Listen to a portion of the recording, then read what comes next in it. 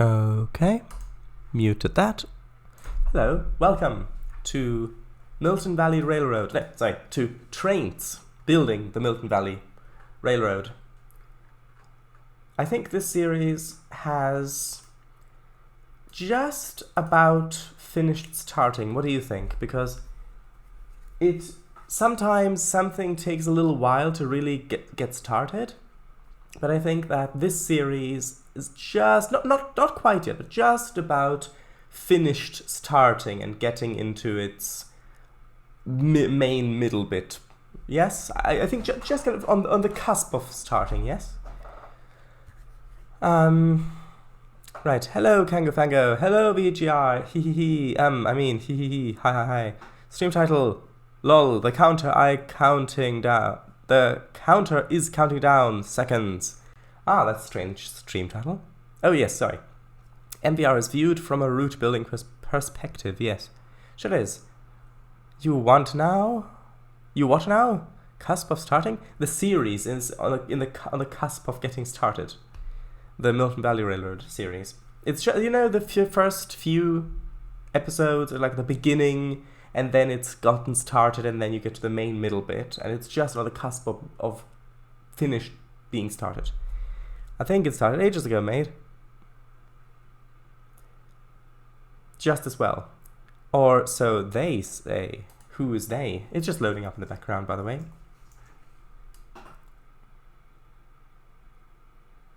Dun, dun, dun, dun, dun, dun.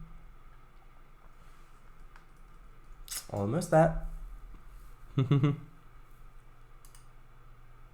Oh, I hope I don't have to. I might have to change some of the settings because I think I might have increased the shadow quality. One moment.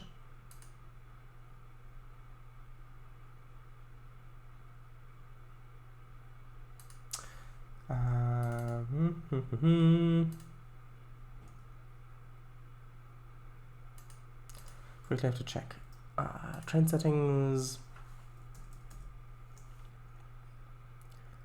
Performance.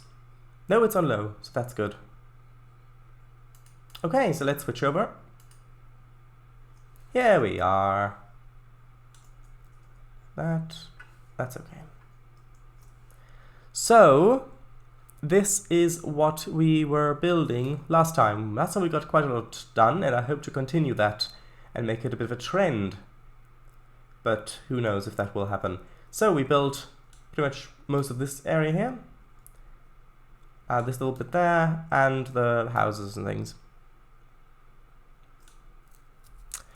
Right. Hey, anyway, probably today I learned that there was an active series Romanian locomotive used by the ATSF in the Washington terminal in the US. Really? Just they, a nondescript other party. Okay. Huh. I didn't know that. Nice. Named Quarter Horse. Nice. Okay, so I think maybe okay, so we're gonna have meadows and fields and things like that along here. So I think it might be good to have a level crossing there where a dirt road is crossing. So, well, this one's coming in like that. We're going to have dirt roads coming off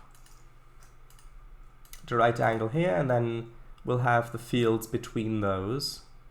That's going off like that. Then this one's going off like this. So then we might have a bit of a crossing there.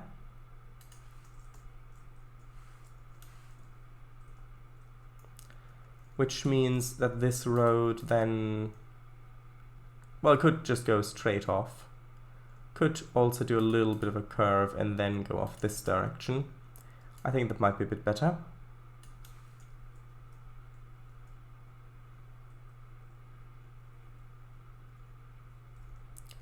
And then we could even have like a connecting road like that.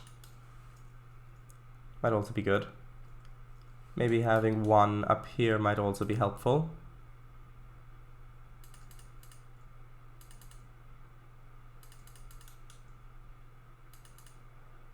So I'm thinking something like this, perhaps?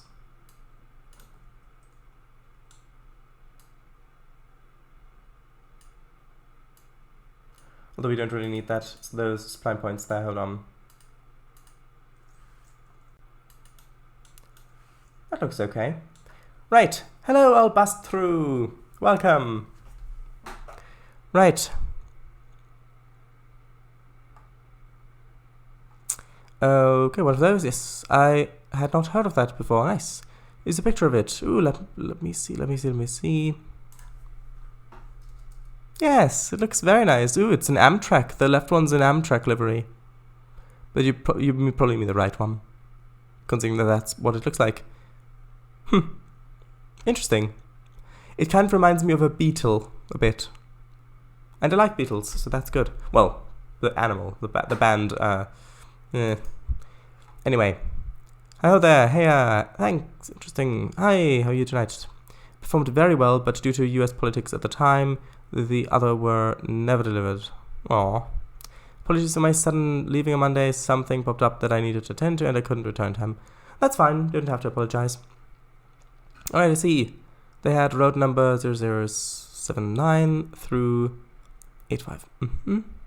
Only just coping, but I've seen worse days. How are you?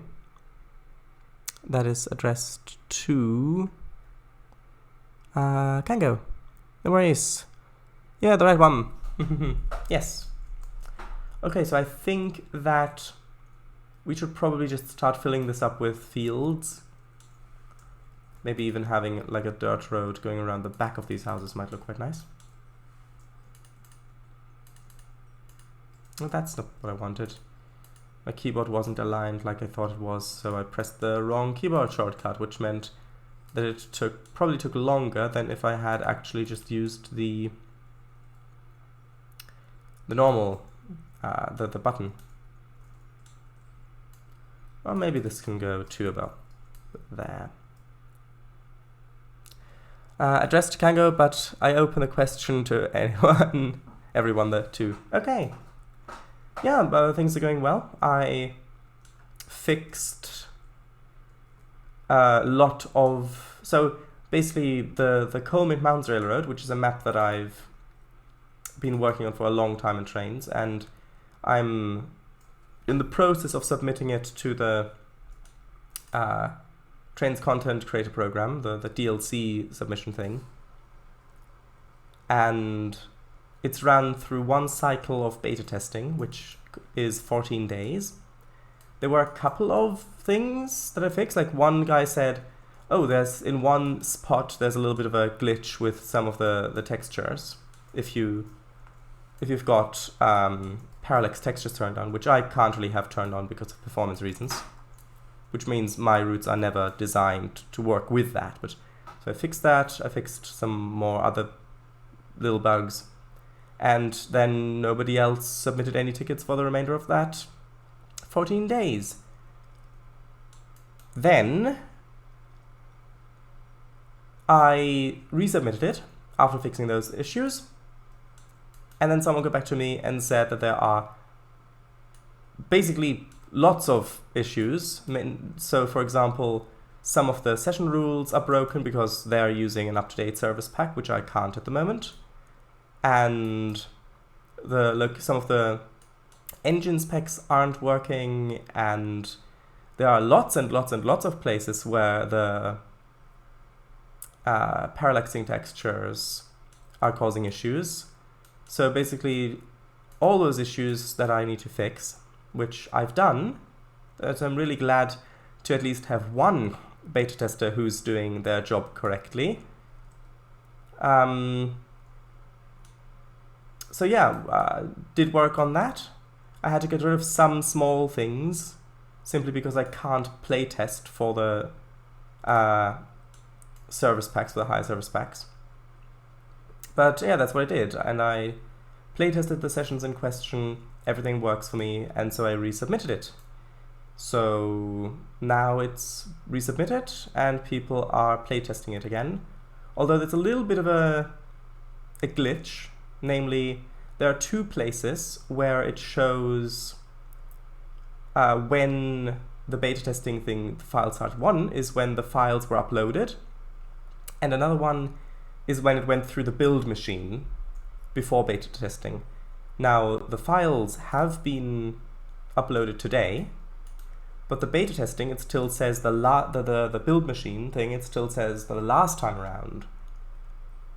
But that doesn't really make much sense unless it didn't even go through the build machine and just went straight to being in beta testing, which I think it must have done. So it's going to be interesting to see if the changes work for the newest service pack. And if they do, then it'll go over to N3B to see if they pass it. And if they do, then it'll be up for purchase. If not, then I'll have to fix some more things. So that's pretty much most of what I've been working on today. So yes, thank you for asking. Well, in Romania it's called multiple names, mainly hydraulic mistress, the thumper. Oh, is it a diesel hydraulic locomotive? Right, I see. I myself have been fairly good, thanks. After seeing the Maria's Pass on stream on Monday, it did kind of inspire me to start my own fictional one in Trainz called Julia's Pass. I'm on the cusp of getting sidetracked into reskinning locust there. Well, yeah, I told you that I suggest to get the route done first, and then before you start making sessions, then do reskins and stuff. For example, the Milton Valley Railroad, I do want to have my own livery, my own paint scheme for this map, and I've still not gotten started reskinning yet, even though I do also already have some locomotives where I know that I've got permission to reskin them, purely because that's not where the work is needed. It won't do any good at the moment. And if you're only just starting a route and you're not sure if you're going to finish it, then putting work into reskinning locomotives just means you're putting in that work, and if the route doesn't get finished, then you might have just wasted all of that time, because you're not going to need those locomotives if you don't have the route to use them on. So yeah, I suggest that you work on the route first, and when that's really getting somewhere, then I would think about reskinning locomotives and things like that. That's my suggestion.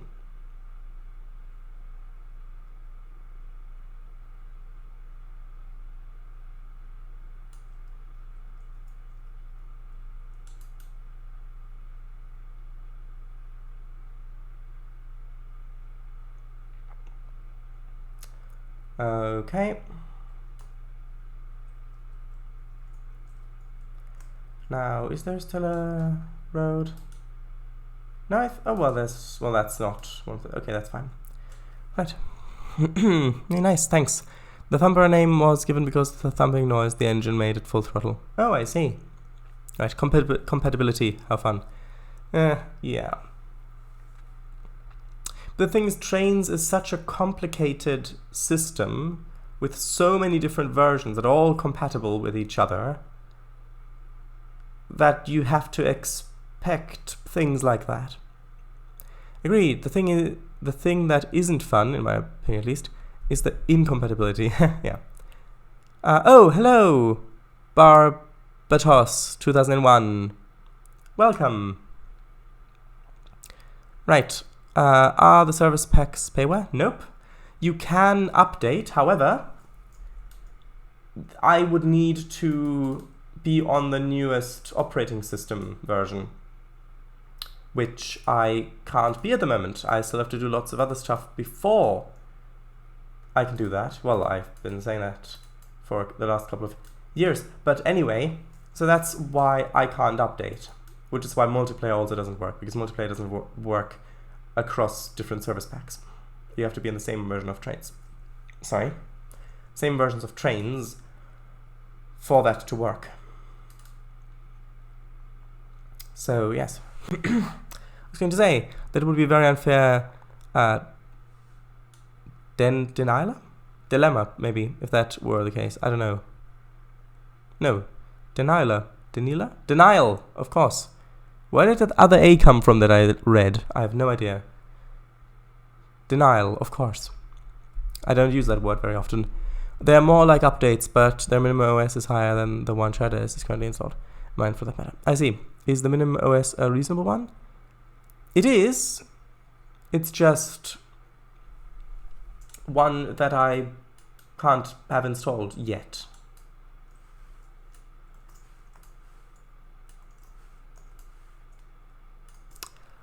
Right. Or is it one where it's more targeted to minority? Nope. It's the majority. It's just the minority who haven't updated yet. Yeah, that's what DLH stands for. Right, stands for Locomotiva Diesel Hydraulica. I see. Followed by the horsepower rating. Will the paint pack be highlight or pink? Probably not.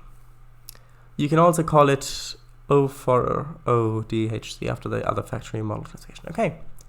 Hi, how are you doing? Me? I'm doing good, thank you. How are you doing? Shadows, I get that, although in my opinion, my time wouldn't have been wasted even if I didn't end up finishing the route. It would mean that I'm able to use the reskins at any point in the future, along with everyone else once it's on the JS. Plus, reskinning is fun to me, especially when it all lines up in the end. Well, yeah, but it depends what your goal is. If you're making them... Because you were...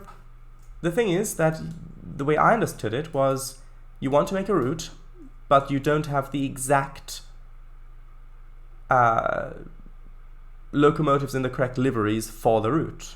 So now you want to make them so that you can have them for your route. But if you're not making the route, or if you're not sure that you're going to make the route, or if you're not sure how far you're going to get with a route, then, well, just listen back to what I said previously.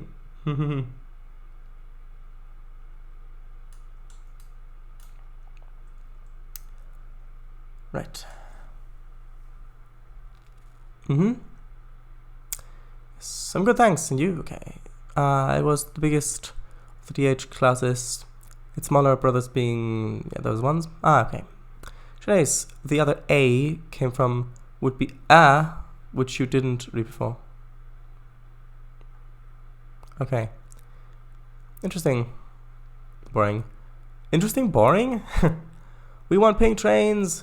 When it all lines up, haha, too close to home. Yeah, I have some ideas of what kind of reskin colors the reskin should have. Because of course reskin colors are different from normal colors, don't you know? And I don't think pink is there, but part of it might be purple. Maybe purple. Who knows? Depends. I might make several versions of the reskin, perhaps. So, like, representing different iterations of it, perhaps. That could be fun. Although I don't know how many iterations there would have been if this is still in the transition era between diesel and steam.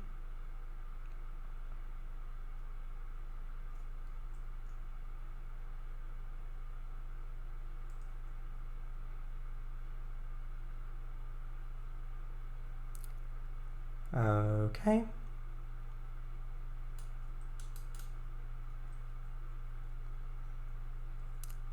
Good, good.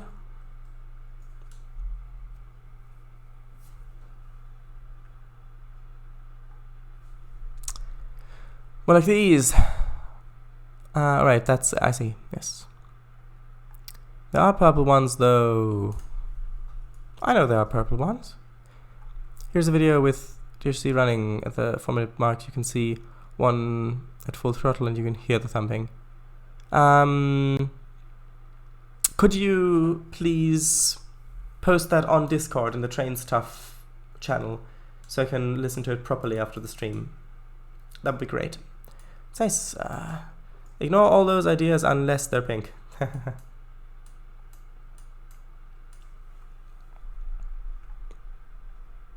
I do like pink, it's just not the color that I had in mind for this reskin. Agreed, drafts, just pour a bucket of vibrant pink over and call it a day. Ah, is that how you do your bus repaints then? Surely it must be if you recommend it to others. You might make several drafts. Should I? No, several versions. I mean, like representing different iterations of the thing. MVR phase 6. ZD. Hey, maybe you can have an LDH 1250 as a shunter with a reskin. I don't know if they're available for Trainz, and if they are, I don't know if there's one that has the correct coupling system for USA. But if they are, then if the asset is otherwise of high enough quality, then, well, basically not below average, then yeah, why not? I call this livery Chaotic Pink. A very unique feature of it is that every locomotive painted in the livery will look ever so slightly different. XT. They were made in between 1966 and 1985. Should be okay then, probably. They are. Ah, yeah, that's gonna be a problem, as the buffers are modeled on it. Yes, that's true. So, I think probably what I should do next is put a little bit of forest where I want it. So I like this being open, but I think having a little bit more woodland on this bit might be good. So let's do that. And for that I can copy the lower density forest, because yes, I have 2 densities of forest for performance reasons. So probably have a little bit there, kind of coming that way, and this going off that way. And should I have it connecting up back there, or should I leave that open? I think I should probably leave that open, actually. That might look quite nice. And then I have to delete the trees on the corners so it looks more natural as opposed to pasted. I think it's forest of density MVR. I see. Is that what your next album's going to be called, Kango?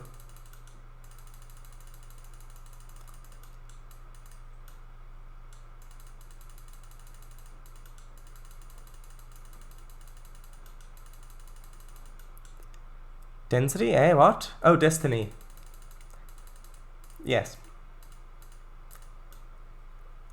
It was a joke. It was a Back to the Future reference joke. Where Marty tells George about "you are my destiny," and he keeps saying "you are my density" because he's so nervous about talking to Lorraine.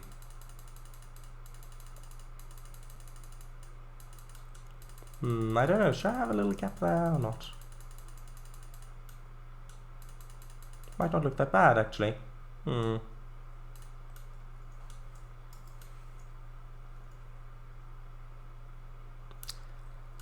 Next album. Ah, yeah. Destiny and Density. Well, yes, but with a C, not with an S. Density, not density. Yeah, I remember. True.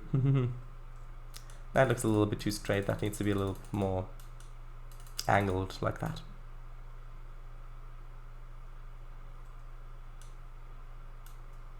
And that as well. Wait, what?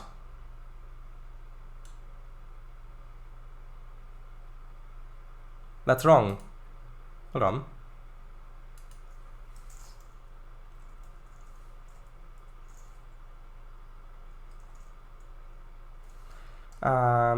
One moment.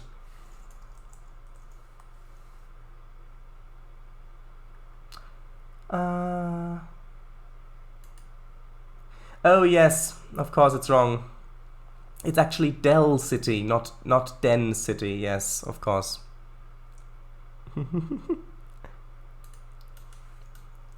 Right. Density, that's wrong. It is density. There's a mod for Transport 2 for an LDH 2550. Nice, good. Oh, it's the Trainz model, I see.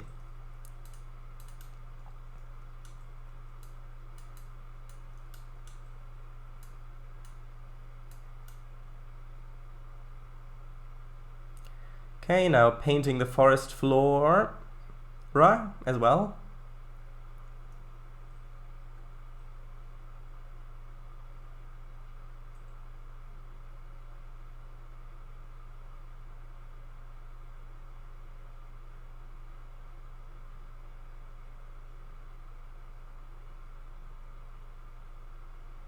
Okay, now let's see what that shape looks like. That looks okay. I don't like that little corner thing there. That probably looks better.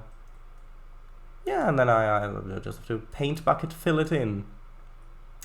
It was converted from Trainz. Yes, I thought that's what you meant.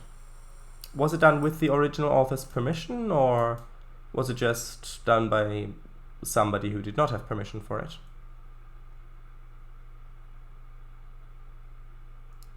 If you don't know, that's fine. I was just curious if you knew.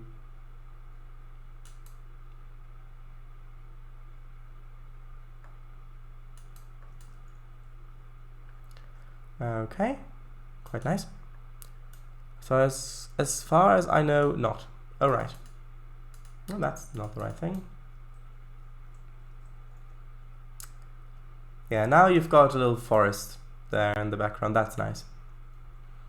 You come down, that little bump there, which is deliberate. And then we'll of course have field boundaries as well, fields on the right, and then you come in here and then go this way, and then it'll go around a curve, and then there'll be the portals there. Because nobody knows them, and it is not, and it's in public domain now. Oh, it is. Interesting. I did not know.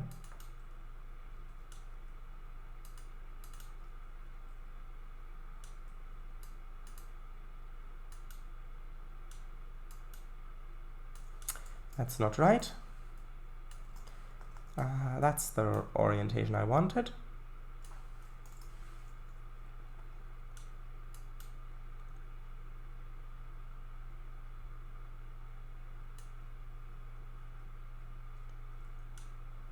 Okay, that needs to go along there. And this one, maybe like that, and then it can go this way.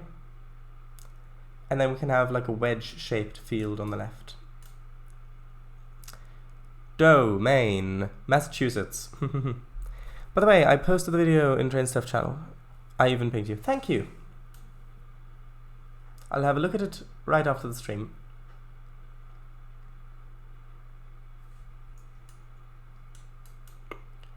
Okay.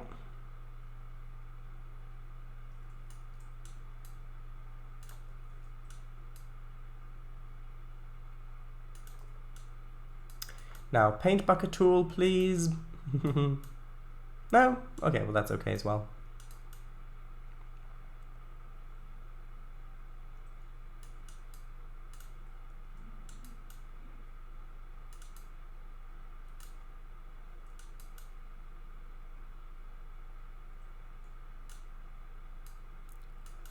Splodge? What do you mean, splodge?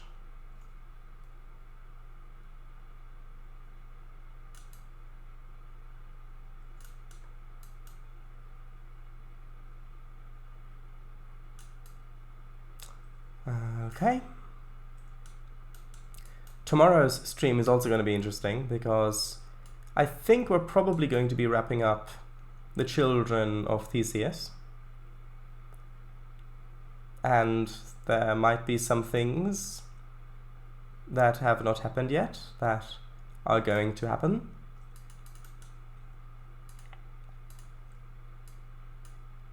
I think maybe rounding this off a little bit and then maybe having a little bit of a muddy spot there in the corner might look nice. Paintbrush tool, yes, but why is plage? Does this farm have ducks on it? Hello, Mr. Snipes. It might, I don't know.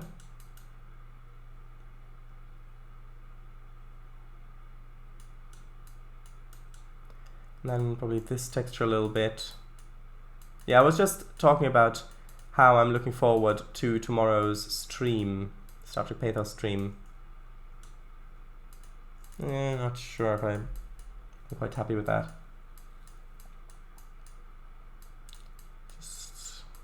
I think I'll need some sort of building in the corner to warrant it going over here. Maybe a shed.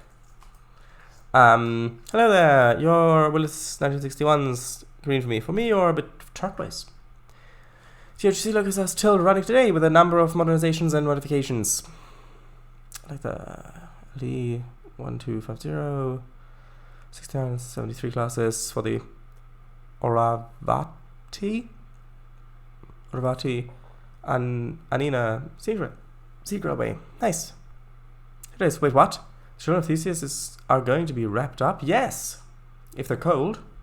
Hell, even here at Softronic 73 class. Whom? How the Borg gonna come? Hey, don't spoil it.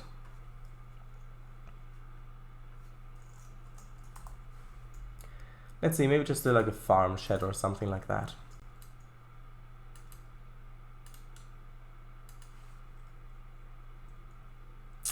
Nah, they probably wouldn't bother wrapping him up. Who knows? Oh, that one's a bit too big. Are we gonna shoot them? Well, the Borg adapt. And while it is true that projectile weapons aren't going to be blocked by their energy shield, they will probably find a way to adapt to those quickly. And if they've got millions of drones or tens of thousands of drones on a ship, maybe even millions, who knows, then they can afford to just keep going until they found a modification that will allow them to withstand projectile attacks as well. So while it may work for a little while, it probably won't work for that long.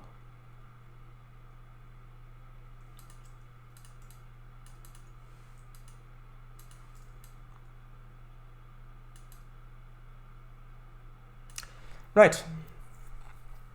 So it is the Borg. Only thing you're gonna be shooting in is the episode itself. Eliza. Then we'll send a Mother Evan ICBM at them. Well, the thing is, photon torpedo yields can be much higher than conventional atomic weapons, because they're literally antimatter bombs that can fly at faster than light speeds if they start at that speed.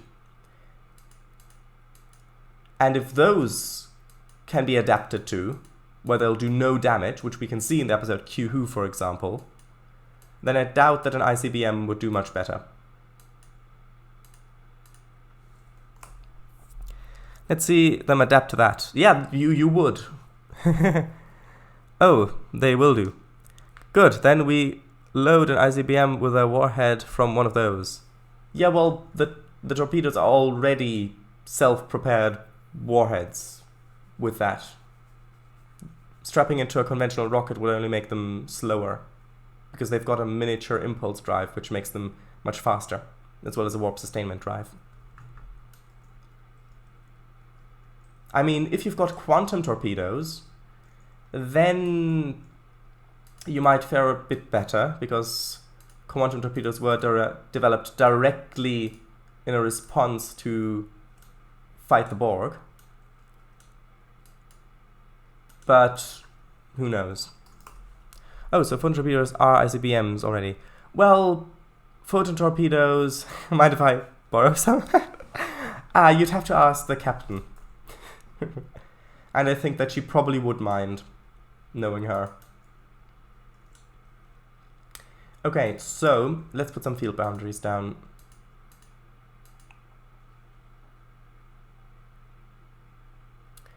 There we go. No, not Trainz. I wanted the trees one. Field trees. There we go. For personal reasons. I doubt that Starfleet would approve of these weapons of mass destruction being borrowed by someone who has not even part of Starfleet for personal reasons. They might think that you're part of the Maquis, because the Maquis are a rebel group who were forced out of the demilitarized zone when the borders shifted to end the Cardassian War, and they didn't want to move from their homes.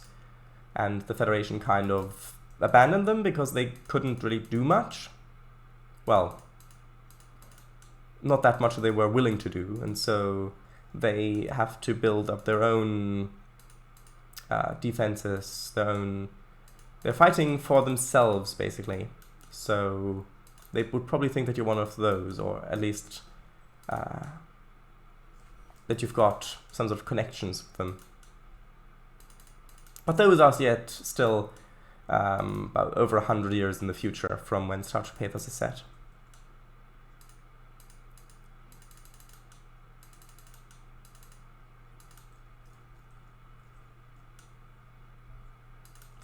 Okay. Now I've got to get the bushes and then put down the forest texture underneath as well. Starfleet Commander might unfortunately have a thing or three against selling their weaponry to unknown outside parties. Well, he never said about buying them, he just wanted to borrow them, which implies not paying for them, so... yes, I would like them for private reasons, to self. I've been holding a grudge against my neighbor for many decades. Let's see him react to this water balloon. There's a aww. I mean, you can always try to take it up with Starfleet Command. Or, if you are wanting to act against them, you might actually get some preps from the Romulans. If they were convinced that you were going to use it against the Romulans' enemies, perhaps even the Federation, then they might give you some. However, they, after that point, would never, ever let you leave their site ever again. Anything you would do, the Talchiar, which is the Romulan secret security force, would be on your heels every move you make. Because someone like that would have to be kept an eye on, obviously. You guys can keep the nuke. I need the missile only. What do you mean? You need the missile only? You mean the actual torpedo casing with everything in it except for the payload? Yes? Is that what you mean? Yep, just do a bluff check with a high command against their sense motive. Okay, it looks like it's frozen, even though I did change stuff before saving. You guys can keep the payload. I need the torpedo. Well, that's going to be a bit difficult, considering that the torpedo uses the antimatter, which is its payload, as its propulsion, a source of energy for its propulsion, for its warp sustainment drive, if you fire it at FTL speeds. Hey, Trainz worked, that's great. So that's going to be a bit difficult. You would only be able to use it at sublight speeds in that case. You could have a used case, used casing. They're all the same, they all go boom. Yep. You're right. Although, I know of at least one case where a torpedo was repurposed, where they took out the antimatter and instead put in a probe's sensor equipment. Well, they took out part of the antimatter. They left enough in there to also fit it with a miniature shield generator, and they used that to send it into a wormhole to see what happens, because normal probes were too fragile, they were just broken up. But a torpedo with a miniature shield generator, instead of the warp sustainment drive, and some sensor equipment in it, actually did the job. That's not a torpedo, that's just a long tube. Well, who knows? No, I'm launching it at IRBM speeds. What do you mean IRBM?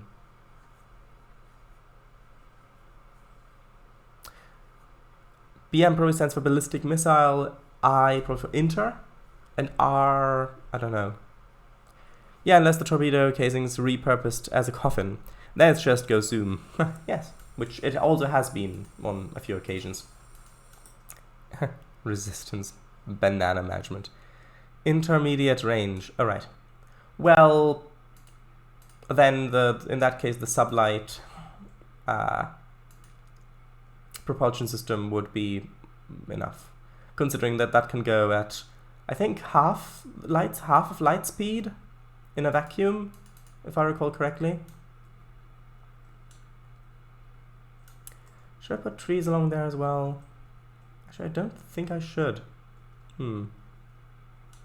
Let's make this one a pasture. I was right with inter, not an intercontinental. Yes, I see. I need this bit.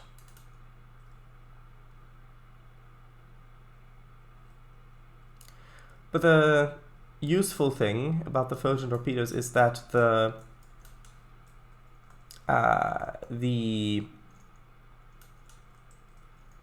yield is highly variable, and you can change the yield right before launch, so you don't have to do any lengthy reconfiguration process.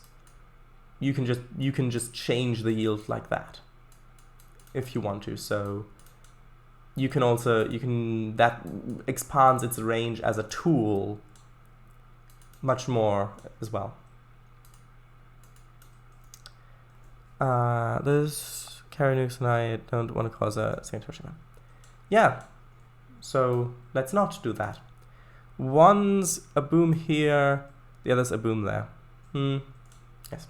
Anyway, enough about weapons of mass destruction. Let's get on to a bit of a more happy topic, shall we? Right.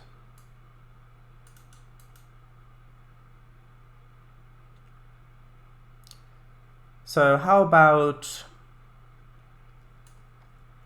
let's see. Well, how about this route? What are you thinking? What are you thinking of the fields? Probably going to put fences around here as well. That is going to break it up a little bit. How about we talk about the boom of the drums when... Well, if you want to talk about that, you can talk about them. We've been talking about fictional things that aren't real all along, so... Barbatos 2001 looks really nice. Yes, although I'm not sure what you mean by that. Probably it's just a mistag.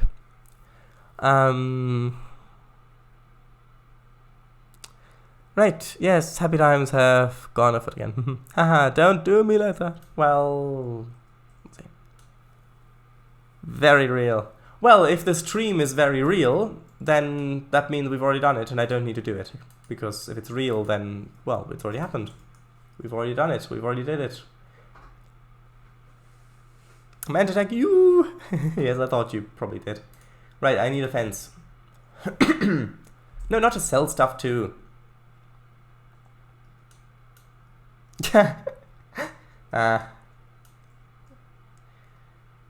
Okay. Come on, fence. I need to, there we go. Okay. What a thing to say to a streamer. Yes.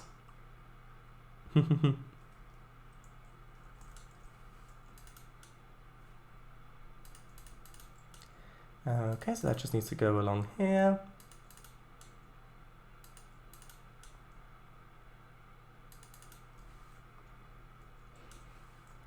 Let's go along there. Maybe best to the concept of you streaming it is very real.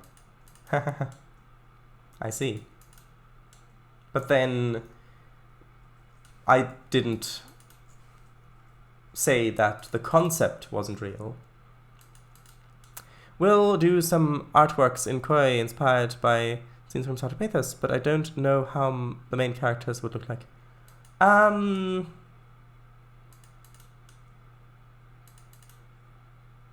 Well, we haven't really done that much in terms of visualizing the characters. Well, they would all be in their uniforms, their Star Trek uniforms, original series era. And then Captain would be in the command gold/green, and Kango would be in red, and Nero would be in golden as well.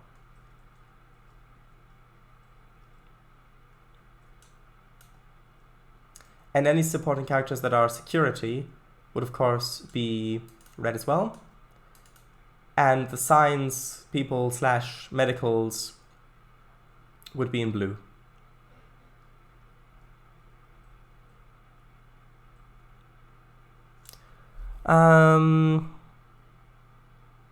But the absence of proper Star Trek props in Koi series. They would look Gorg? Gorg? Gorg? Oh, Gorge, yes. At least they won't look Gorn. Well, I can take care of that. Maybe we should all get together and draw our own characters on paper. Well, I know that at least one of the players isn't that big of a fan of doing visual character stuff.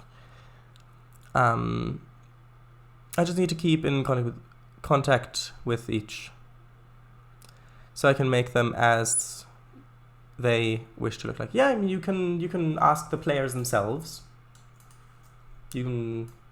That's perfectly fine. Do a stream where that's all we do. The webcam showing sheets of paper. I did think about maybe doing a map drawing stream like that, but that would require significant changes to my setup, and possibly the purchase of a tripod, which no. But yeah, like as in Carol, I mean, stream myself as I'm making them in real time. Oh, I see. That would be the stream just after the Just Dance then. Well, to them, and they can give me indicators. What? Yeah, I mean, if you want to draw the characters from the series, then you can get in touch with the owners of the characters, who are the players.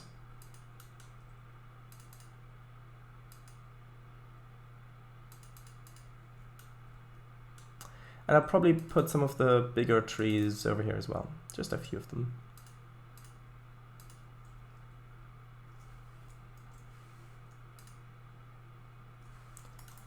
Maybe one there, like the cows are sitting in the shade or something. Well, it depends on the time of day, of course, but just something like that. And then I need to get the other grass texture. This one, the longer one.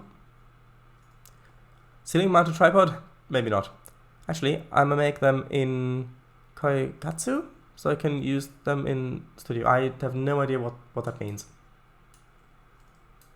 But that's okay.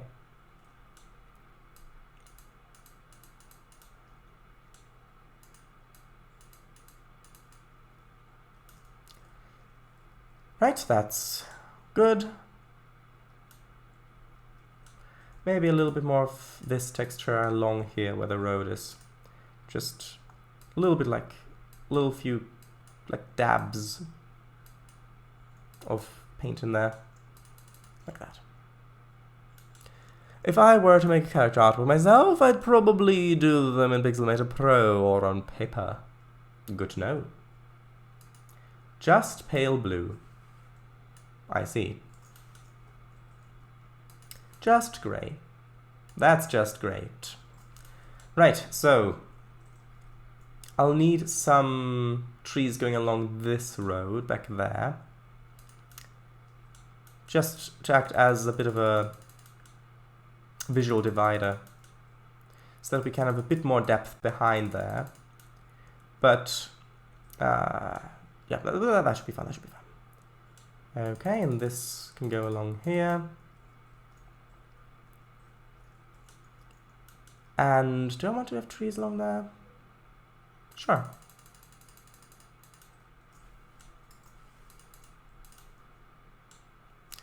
Looks very nice, thank you. I have to quickly check something. One moment. Is that? Yeah, that's okay. That's okay, never mind. I just checked if everything was set up correctly. But that's all good. Resolutions and stuff. But Koi was originally a H game? But I can remove a female... Oh, right, I see. Well, I don't really know the relevance of that. In terms of what you want to do. I use that for the lack of a term, yes. I do understand what you mean. I do comprehend it, but I don't particularly see the relevance at the moment. If you want to use the software for stuff, then you can use it for what you want. Don't worry, I can remove them slated with MD. Okay, so I see.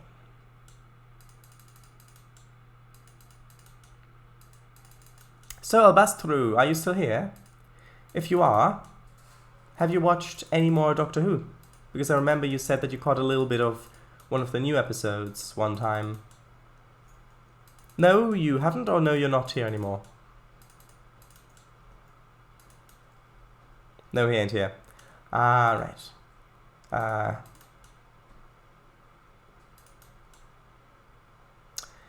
Oh, Elsinore! Hello, Elsinore. It's been a while. Welcome.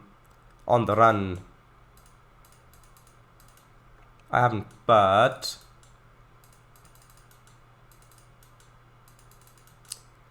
From the Daleks?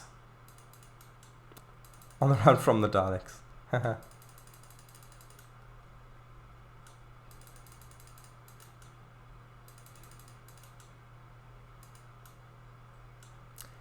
Okay.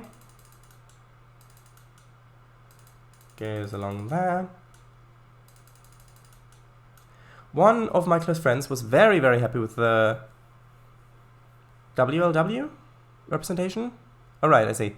So I imagine they'll make me watch it next time I see it. Well, we'll see. We'll see what you think of it, if you do.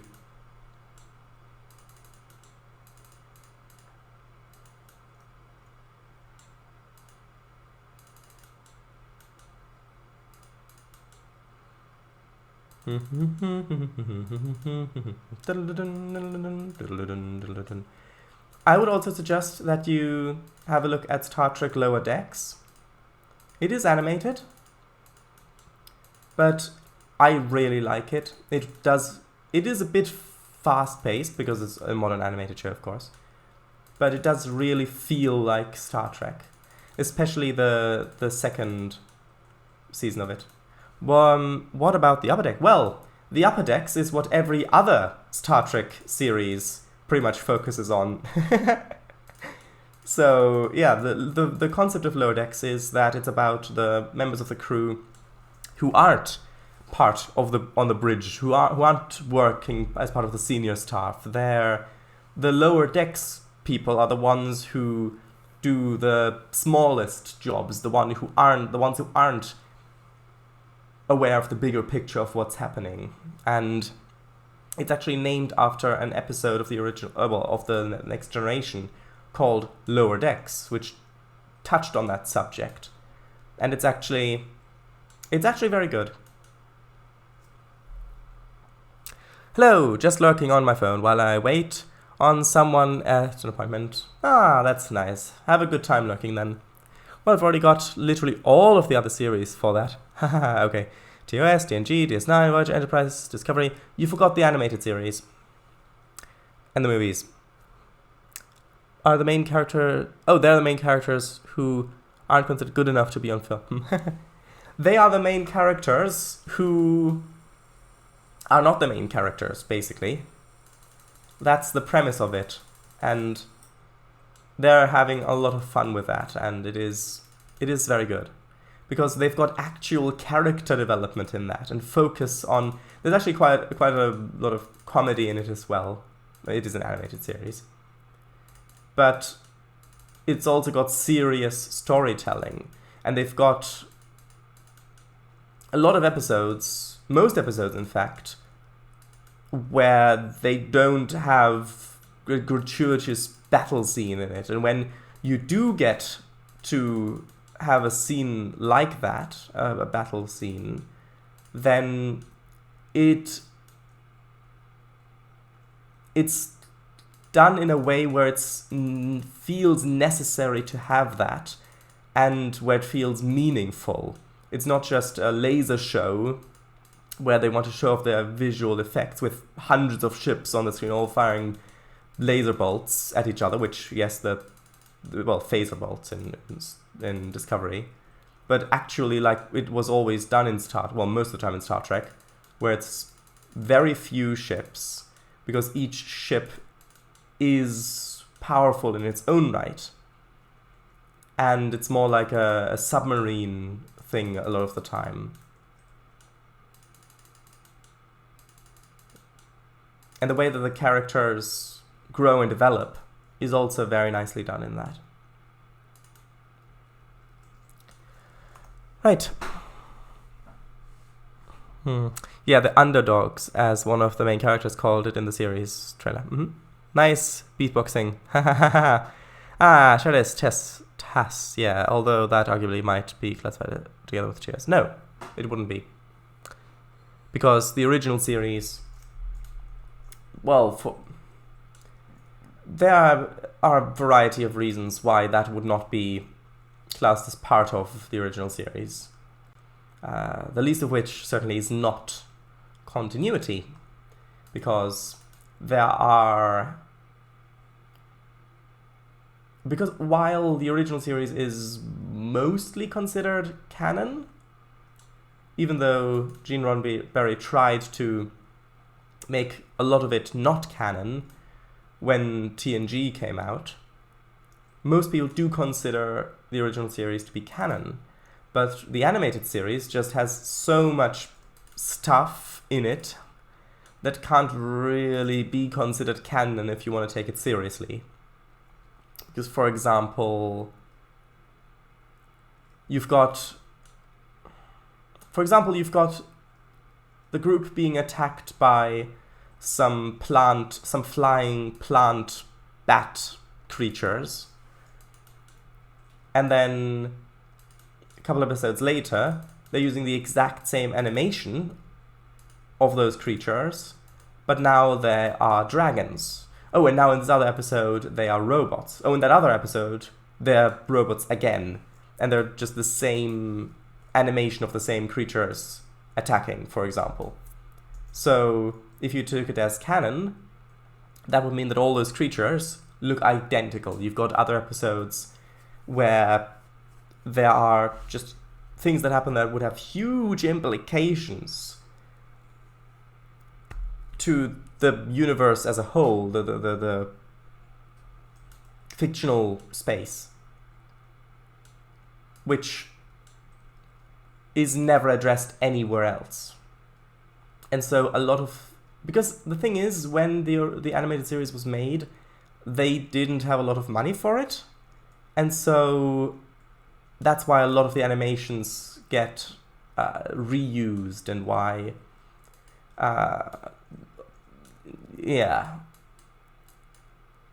So, for example, in one episode, they age rapidly, and well, I don't know if they age rapidly or if they. No, they de-age rapidly or something to do with aging. And they use the transporters to literally change their age. And they've got all their memories still and everything. So that would mean that they've effectively now discovered immortality. Every few decades, you can just use the transporters to map yourself onto a pattern of your body like you were a few decades ago, and then you would live forever being as young as you wish.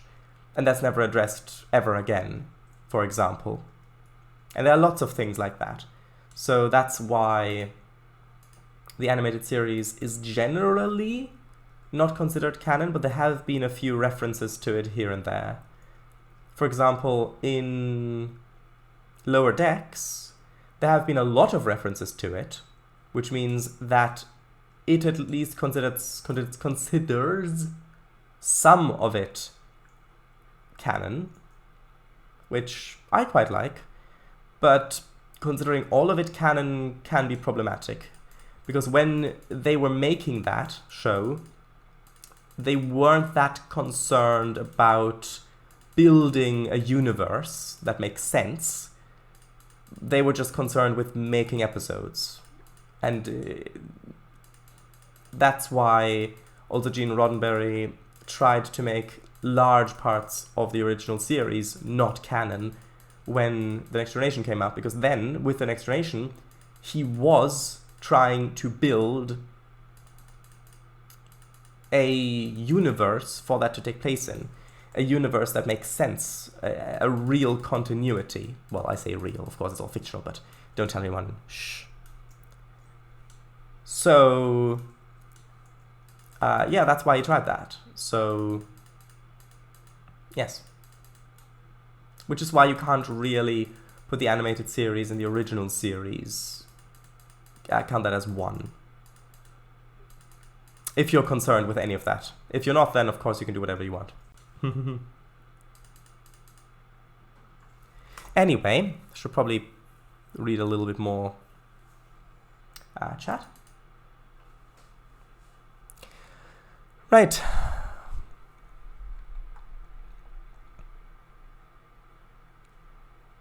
Yeah, it was a bit on the fence. I was a bit on the fence with Lower Decks with the first season, but I do like it a lot now too, after having seen the second as well. Yes, even though the first season was okay, the second season is much better. On the space fence, sorry, sure it is. Well, I did say arguably. Yes, and that's what we're doing. We're having an argument. Isn't it nice? But yeah, you're right. And I argue that it is. TOS, TS, TNG, DS9, Voy, and this, and the movies. That better? Yes, it is. You can trust me by my very reliable expert knowledge. Yes, I am. I definitely am. Oh right, I see. Discovered immortality? That seems top deck worthy to me. Yeah, well, that happened in the animated series, which was top deck stuff. Because the animated series is different to Lower Decks, even though they're both animated. Sure it is. Alright, I didn't remember that at all. This is the old animated series that followed the original series, not the Lower Decks. Oh, joke ruined now, thanks. Aw, it's not ruined. I know, /J. Aw, sorry. But yeah, this is Chess. And this is STLD. STLD sounds like TLDR, which is also animated, but still, TS had mostly the same cast as TS.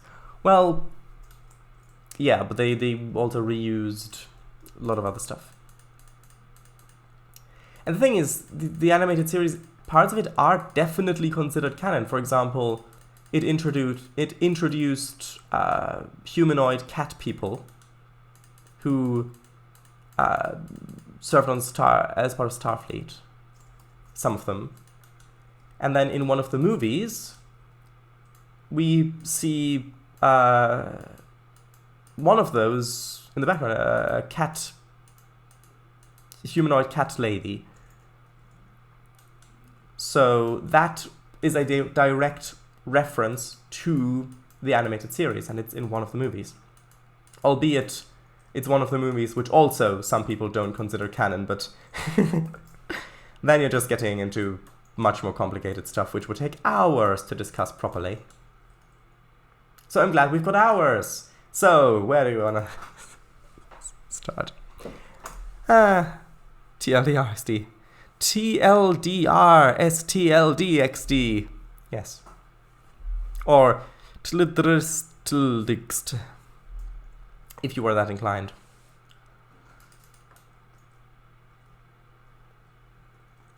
That looks nice.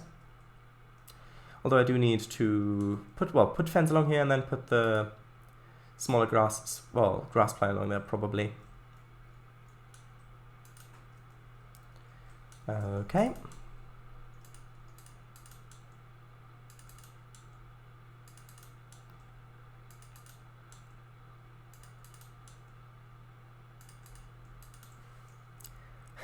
Michigan, yes.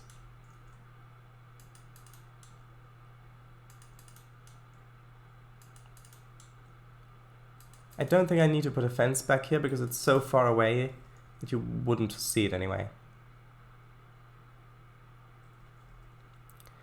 Okay, I will put a fence along.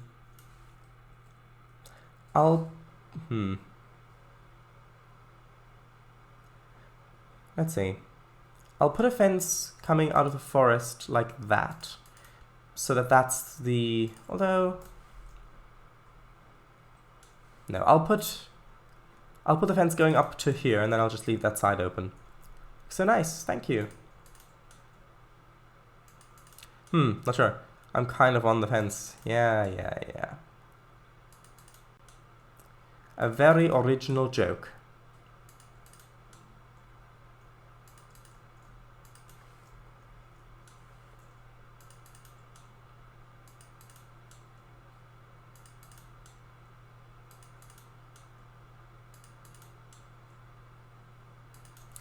Okay. How's that? That's better. Yeah, the backdrop does load in, but I would have to increase the, no, not that. I do have to increase the render distance a little bit, which is fair.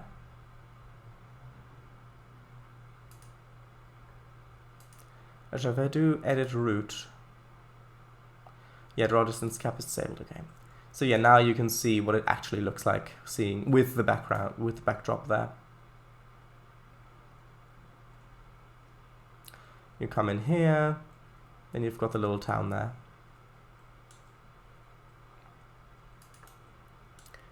Alright, now I need to grab the smaller grass pline and then put that everywhere, basically. And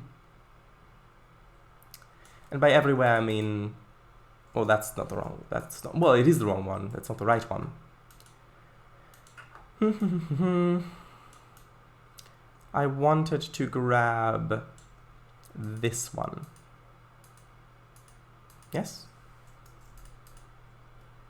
Nope. That one. Yes.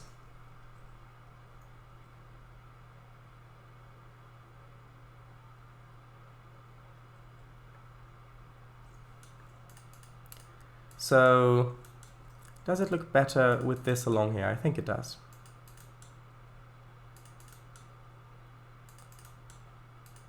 I might have to remove a little bit of the field.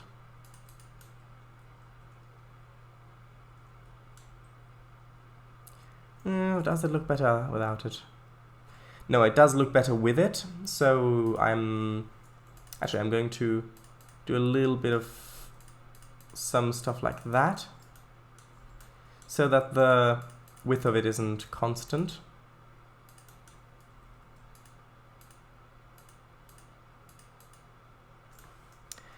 And then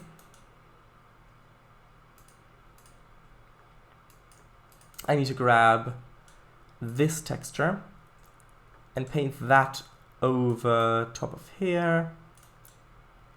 Probably also, yeah, to make sure that the grass isn't going over the texture of the field. Do you really think having the fence back there would impact performance that much? No, it wouldn't. It wouldn't make a difference to performance. It's just another bit of time that it would take to put there, which I'd rather spend doing other stuff, because this route is taking very long as it is.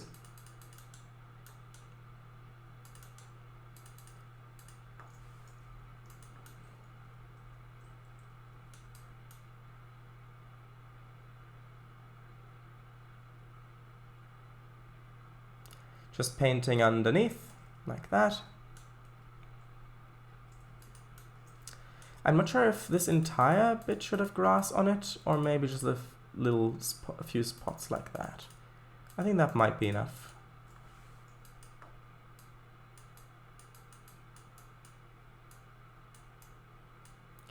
Actually, that looks quite nice, having only a few spots like that.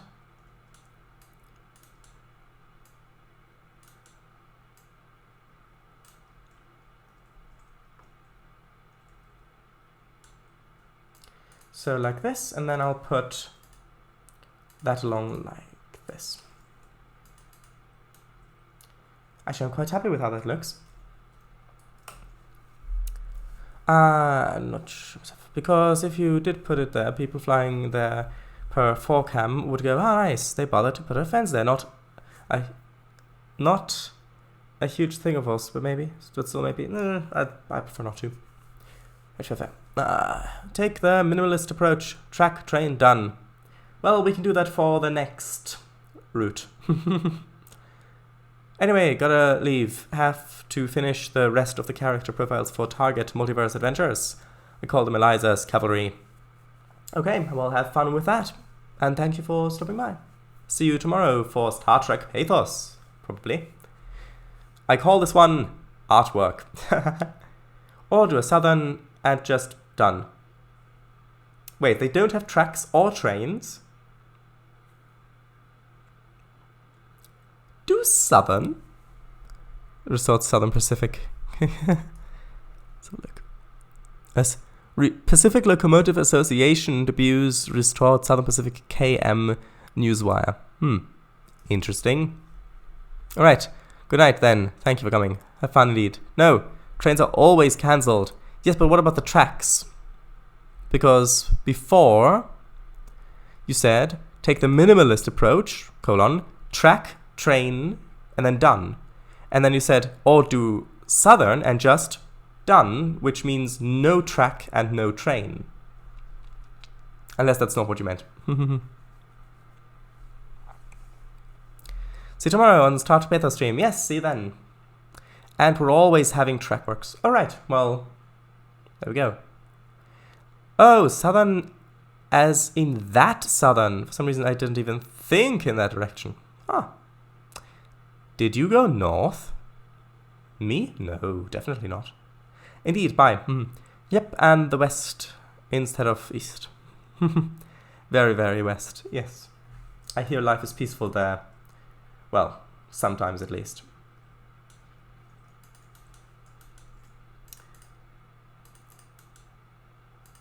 A little bit of that along here.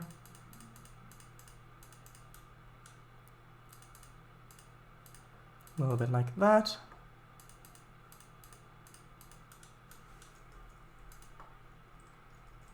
Actually, that one should be going the other way around so it doesn't look as same as, well, as much the same thing as it is, I guess.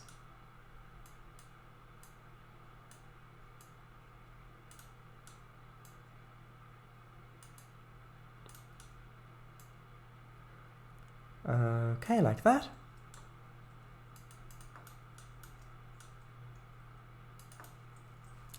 And then there's just kind of along there, some patches here and there.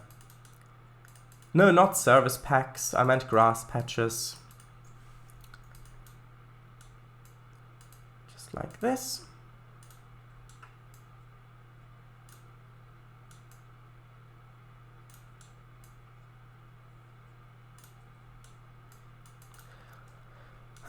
Yeah, do open, yeah, but they do, but do they have an open air? As samey? No, not samey. I meant same as in like that and like that. You can tell that that's the same spline. That's not samey, that's just the same. And so for it to look less the same, I want to do that. Took forever to find the timestamp for a cheap joke, haha. I hope that is not a certain song. If it is, I'm expecting it. Oh, that thing. Go west. Go west. Yes. It is a different certain song. Yes, you're right. Willis 1961, Serious Cow King. Hello. Oh, hello there. Welcome. Folks, takes coat and top hat. Moo moo. Yep, exactly that. Yes, it was. It was exactly a reference to that. Let's see if we can have maybe that sort of patchy look over here as well. Maybe that would look good. No, it was that song.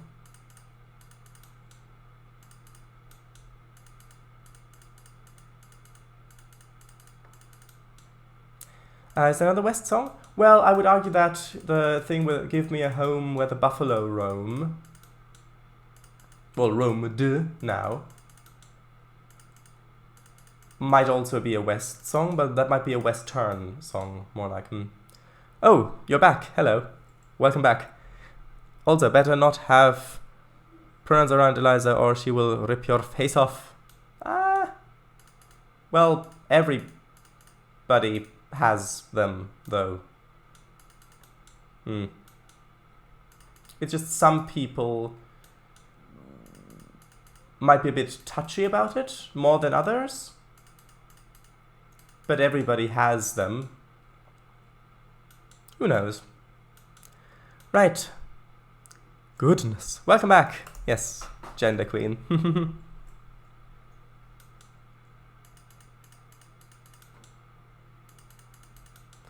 Home on the range, where the deer eat cantaloupe all day. Yes, exactly.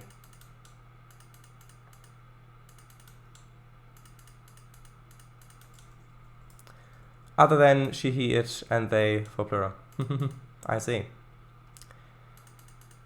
Yeah, they can be singular too if you don't... Well, in some cases. But it can get confusing if you're not sure if you're talking about singular or plural with that word, if it's being used for both. It can get confusing. It has been confusing in the past.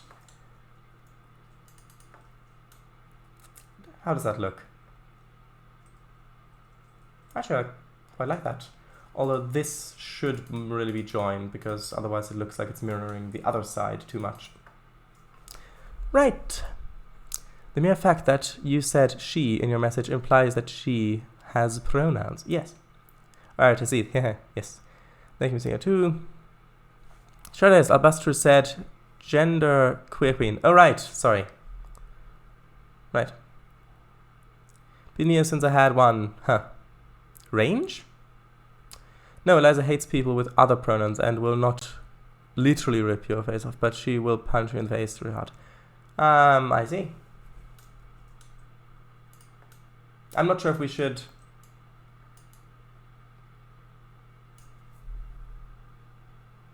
I'm not sure if we should get too deep into that, because that has the potential of becoming quite charged, which I don't really want for these streams, unless we're having a proper discussion-based stream. But if it's just a Trainz stream, then... Well. Trainz, nope, a cantaloupe. I've yet to own a range, or a ranch for that matter.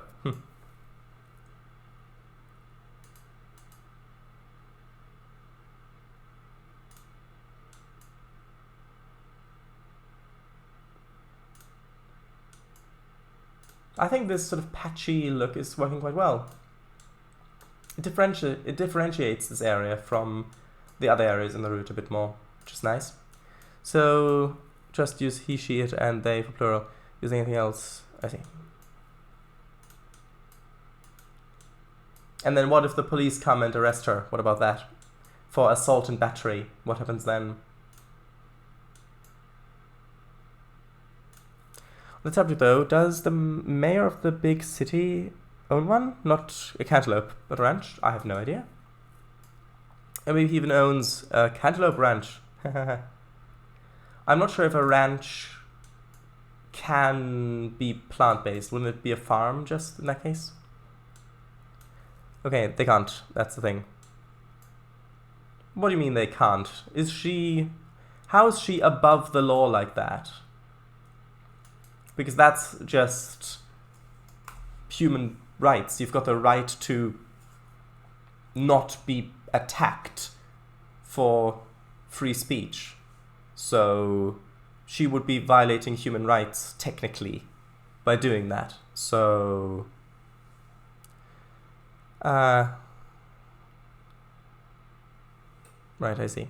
A cantaloupe ranch where they feed all their local deer. Ah, that would be nice.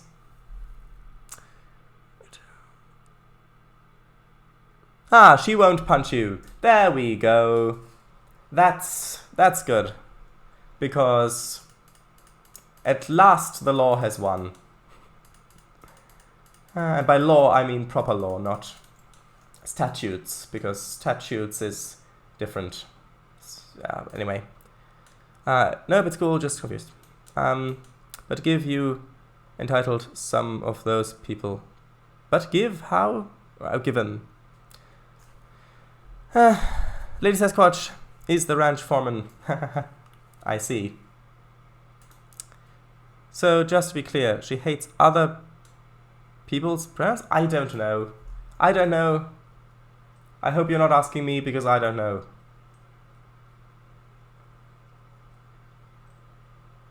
What about laws concerning mayors' statues? Oh, those. Those are a whole other can of kettle. No, not can of kettle. Kettle of can, anyways. Can, as in Kansas. Kansas kettle. Yes, it's a whole bunch of different Kansas kettle. How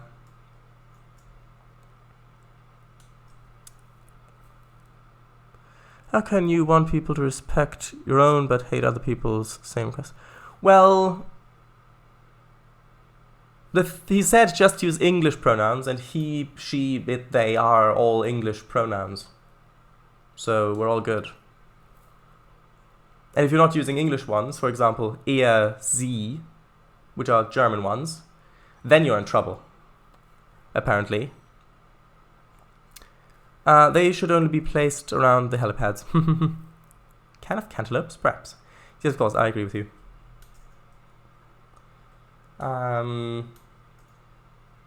About the cantaloupes? But sie can be an English neopronoun too. No, not sie, but sie. S-I-E. Sie just sounds like a very bad German accent. Er und sie, yes. And technically is as well, if you really want to. And should someone else want to be referred to as that? I don't see an issue. As what do you mean? Is this really the venue to be arguing about pronouns? No, I don't know how we got started about that. It's not really an argument. I would say it was more of a discussion, but you're right. It's not really the place for it. Is that what I want to have in there? Not really, because it looks weird if it's on that side of the row, but not the other. But if I do it like this, where the two kind of merge into each other, then it might also still look weird, but it could look better.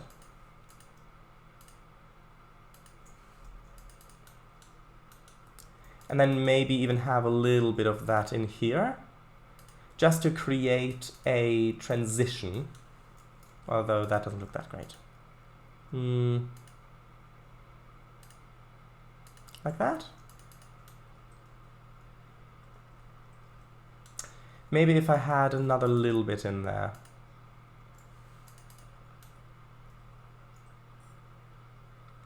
Yes, but I'd really need a little bit of that over here as well.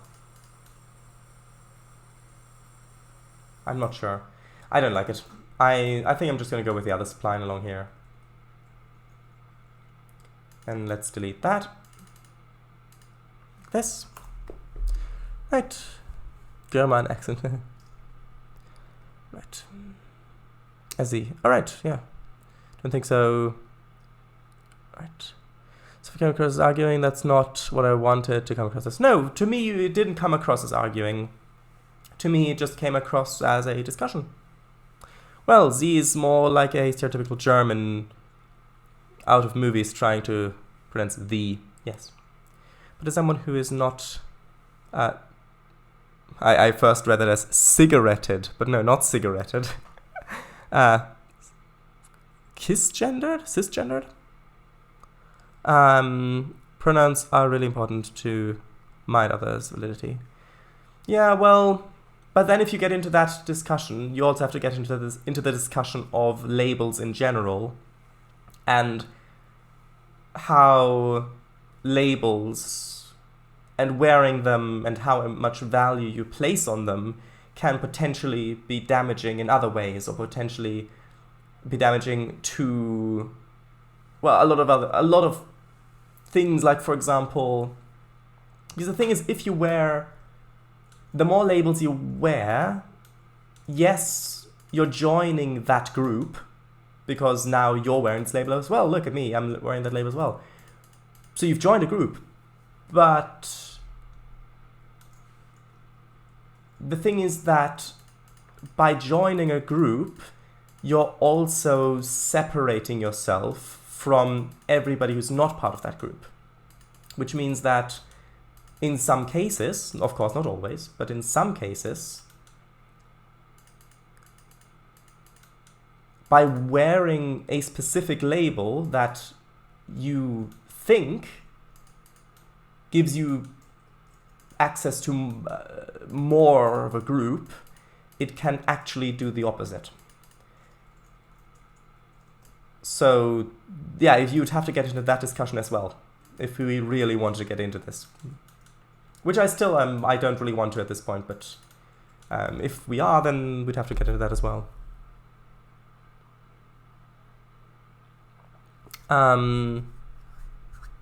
Right. Okay.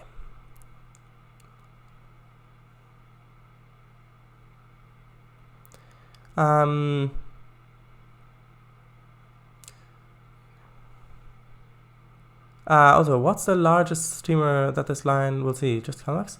No, I don't think so. Because the main line just goes on into the portal. Yes, I understand what you mean, Shadows, but I need my group as a safe space too. Yeah, and labels can be very useful. It just depends on the situation, of course. But yeah, I can see that. If you're wearing a label for... If for example, let's just use the example of Railfan. Say you're interested in Trainz and you decide to wear the label of Railfan, then that does give you access to those groups and those circles, which can be very good. But if you, for example, go to, I don't know, a sports event, like, I don't know, football or something, and you wear that label there, then you might be seen as, I don't know, maybe too nerdy or something like that, which would then exclude you from that group of people simply because of wearing that label, even if they're not doing it consciously, that could be a thing that happens. But I think to really get anywhere, we would have to go a lot deeper into this discussion, but I don't think that we've got the time for it, or two, that I really want to at this point, because it can get quite sticky, if you know what I mean. Right.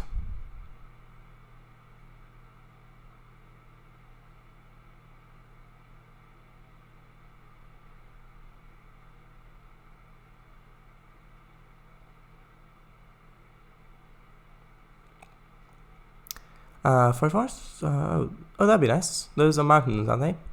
I don't know. Right. Northern. Right. Mountain. What's that? Berkshire. That's what I wanted to insinuate from the very beginning. Don't be an anal and you won't get punched in the face. I see. I don't want to be separated for who I am at all. That's not why I label myself. I just need to acknowledge that I'm unique. Yes, unfortunately, the thing about labels is that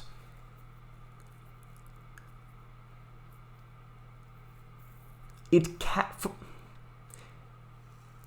Even, of course, it's not your goal to separate yourself, but it can be a side effect of it if you're not conscious of that being a factor, is what I'm saying. But of course, it depends on the individual situation as well. It may be completely different.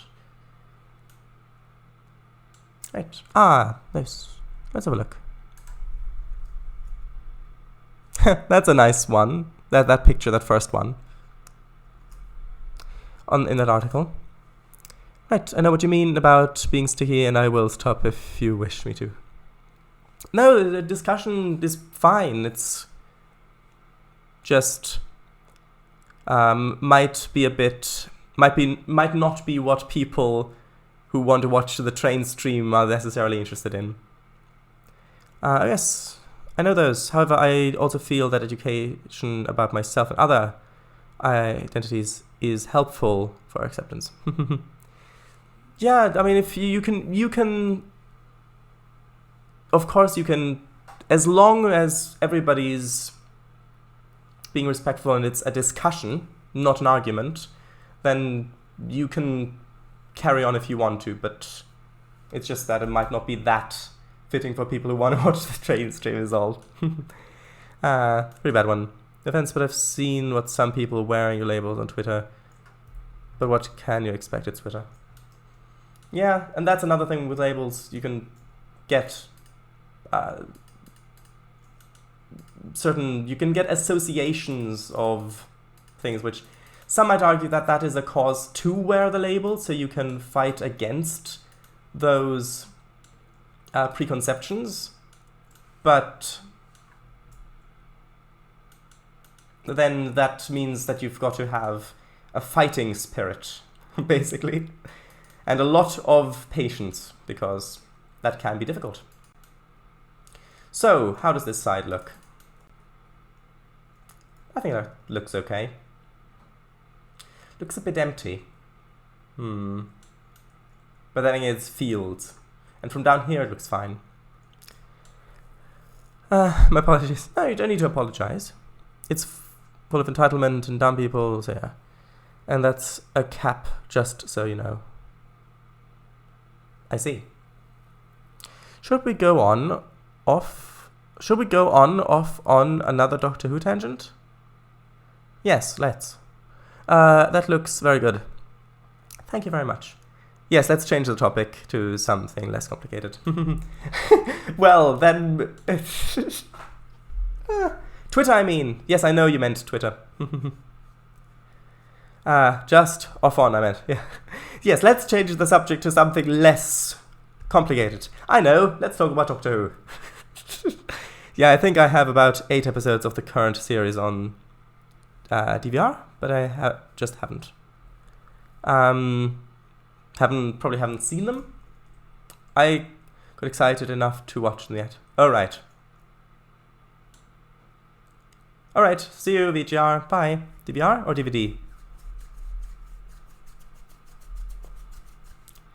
Right. About the old Doctor Who stuff. My expert knowledge of one episode. Yes, that will come in very useful, considering that you might be the only one here who's seen that episode. So technically you do have expert knowledge of it, considering that I don't think anyone else here has seen that episode yet. Ah.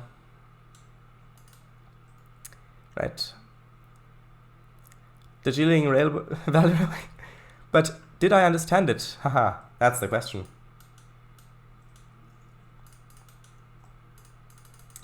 There are... I mean, one of the complaints about Stephen Moffat's writing, who was the showrunner of Doctor Who before Chris Chibnall, who's currently showrunner, is that his storylines are too complicated, that you need to think about them too much for them to make any sense to you, which is fair criticism, but I think about any story that I watch a lot anyway, so I really quite liked it, because normally if you watch most TV series and there's any little hint of something, like a little thing that you might think, ooh, was that a clue to some greater, deeper story? Mostly the case will be no. It's just a random thing that happened the way that it happened because they made it that way and they didn't think about it that much. But with Stephen Moffat's writing, with Doctor Who stuff, if there is something like that, then chances are that it is intended to be that way, and it is a hint, it is a deeper story, which makes thinking about it and trying to theorize and figure it out so much more fun if you are fairly sure that there is actually something to be figured out. Which is why I was so frustrated when Chris Chibnall took over, because there are... With a lot of Chris Chibnall's stories, if you think about them too much, basically at all, they fall apart. They're illogical, they don't make sense, which some might argue is the same thing, but they contradict each other, they fall apart. They even go against their own story, because a perfect example is the Doctor not using guns. It's a long established character trait that the Doctor doesn't use guns. Why? Well, that's the question, because in old Doctor Who, by old I mean classic as well as reboot before Chris Chibnall took over, it's been the case that the Doctor doesn't use guns because, well, two reasons. One, you're much more likely to get shot if you're seen carrying a gun. And two, that's not the way that the Doctor likes to solve things. The Doctor likes to solve things in the most... in the least violent way possible, and guns mostly act against that. So that's why the Doctor doesn't like guns and doesn't use them. But in one of the first new Doctor Who episodes that was one of Chris Chibnall's things, there's a scene where they're on a desert world and they're being chased down by robots who we've previously established are not conscious, they don't have life, they are just mindless automatons. And they're being chased down by them, being attacked. Okay, they run away, hide away somewhere, and they manage to... I think they got it from one of the robots. There's a rifle there. One of the companions picks up the rifle and says, I'm going to fight, we're going to fight our way out of here. And then the Doctor says, no guns. And then he goes out and shoots a few of them, but they manage to overpower him and force him back into the hiding place. And then the Doctor says, see, that's why I don't allow guns. Okay, well, why exactly? Because he got a gun, got out, shot a couple of the mindless robots who were trying to kill them, and then got overpowered because he was the only one trying to defend the place. So then what does the Doctor do? Well, the Doctor builds an EMP, which destroys all of the robots at the same time. It completely destroys them. If they were alive, they would be dead. The same effect as being shot. So what's the Doctor's reasoning here? The Doctor says, that's why I don't allow guns. And the only difference is that between the two weapons that were used, one of them, the EMP, was much more effective and destructive, in this case, because it destroyed all of them in the area, than the gun was. So in this episode, the reason why the Doctor doesn't like guns is that they're not effective enough. And that completely goes against why the Doctor doesn't like guns. It's a core of the Doctor's character, which Chris Chibnall just either didn't know about or didn't care about, or it was just lazy writing, I don't know. But that's such a good example of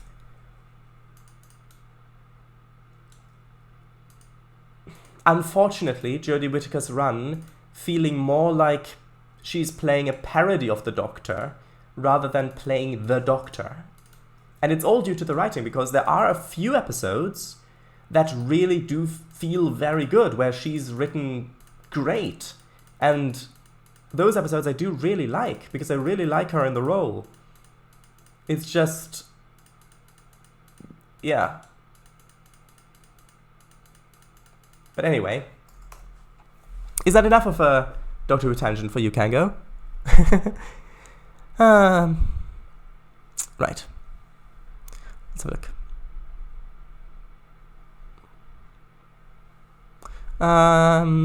Where were we? Oh, there's a lot of chat. I have a tin of Darjeeling tea in the kitchen. Isn't it nice? Well, I don't see it myself, but it would be tad concerning, but still nice. What did you mean by DVR? Digital video formatting? Digital video recorder, yes. The descendant of VCR. Dimetrodon Valley Road. The descendant. Is the Doctor licensed in medicine? Well, thing is, the Doctor's been alive for few thousand, well, depends on which point how you look at it, but at least a few thousand years at some point. So maybe, but I doubt it. I argue that. I'm good at this, Evil Dan. I have no idea who Evil Dan is.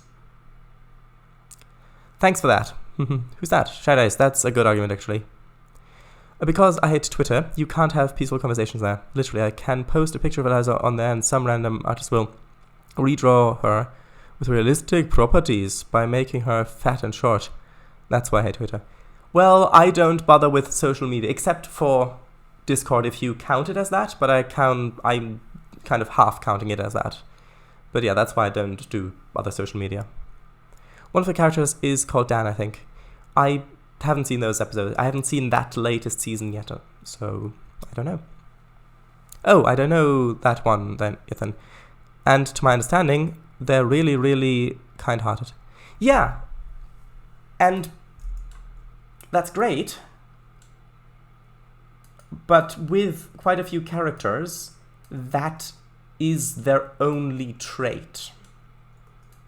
A bit like what they're doing with Thomas the Tank Engine. Let's not go off on a tangent about that at the moment, though. That might be a bit too much.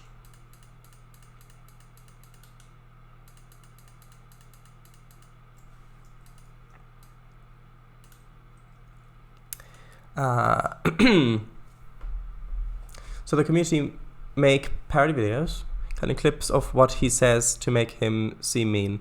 Aww. The new ones I know were Ryan, Yaz, Graham, and, well, the Doctor. Not sure which Dan that is. I don't know. He's from the latest season, so I don't know.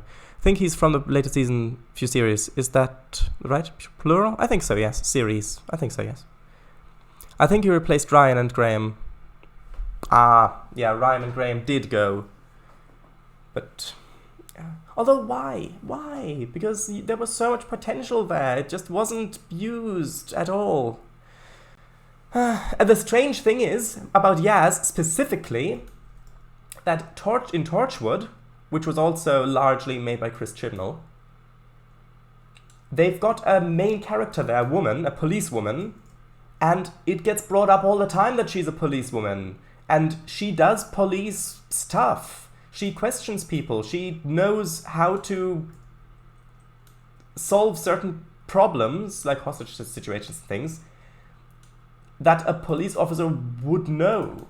Her being a police officer is an important thing. She's got contacts with the police that she uses quite frequently to gain knowledge or to use their database or things like that. It's so obviously he knows that how that works, but with Yaz, for some reason, that was just completely forgotten. It's like outside of the first episode where she was introduced, from the episodes I've seen, it literally only gets mentioned maybe like 2 or 3 times. And even then she doesn't really do much police stuff. It's only mentioned and then... But anyway.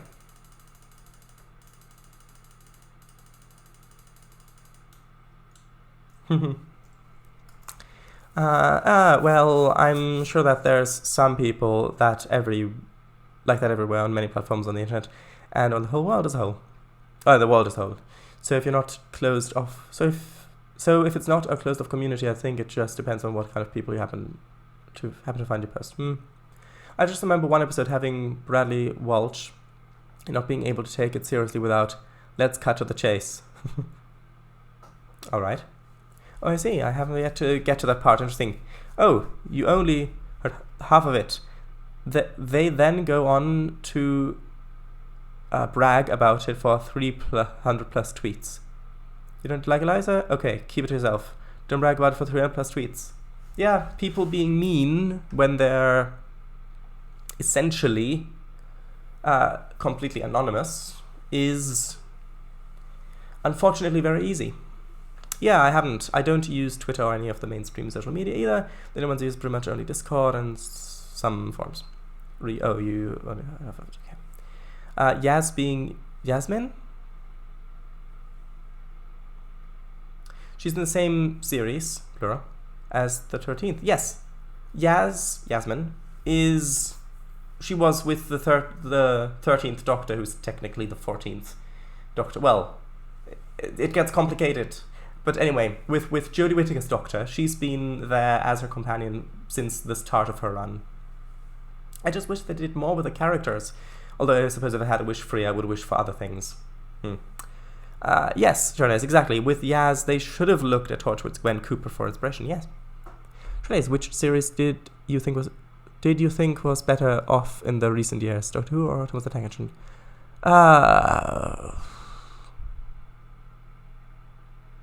What do you mean by recent years? Okay. Yasmin Khan. Yep. And in that picture you can see her wearing her police hat. For the only time.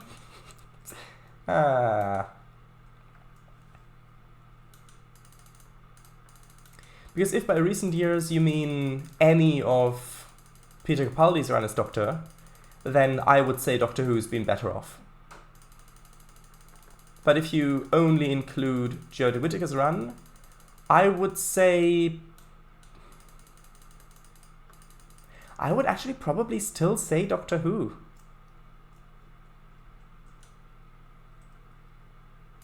Because you've got to take into account not only what's been done with the show, but the prospects for the franchise in the future. And Doctor Who, I think, still has a very bright future. It's been around for over 50 years now. And a significant portion of that was spent off the air. And that still has a lot of potential. And now with Russell T Davies being put back in as place of showrunner, it just shows that Doctor Who's future is still bright. And there have been good episodes with under Jodie Whittaker's run, which those good episodes, I would argue, are better than the good episodes of Thomas the Tank Engine's run in that time period. So if you take that into account, then I would say that Doctor Who's probably been better off. What do you think? Dun dun dun! What is this? Chat is being asked a question instead of only asking the questions. That's true. And also Graham O'Brien, the bus driver for First Yorkshire, which was also brought up like once or twice. Jodie seemed good to me from what I saw. Yes, I really like Jodie Whittaker as the Doctor. And I really like what she brings to the role. I really like how she acts, and there's so much potential there. Being, of course, also the first female Doctor. But so much of that potential is just wasted, unfortunately. Because the storytelling in the scripts, complete disregard for continuity, and just... I don't want to get that much into it. I've talked a lot about that in the past.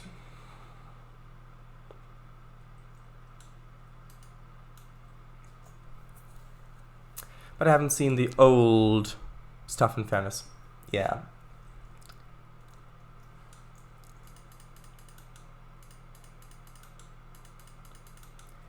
I think it's... Yeah, if you want to get into it, I would suggest starting with the 2005 reboot.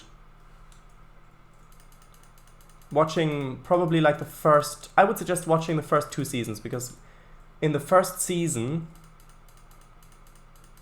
we've got Christopher Eccleston as the Doctor. And then at the end of that season, the Doctor regenerates into David Tennant. And so you get a taste of both.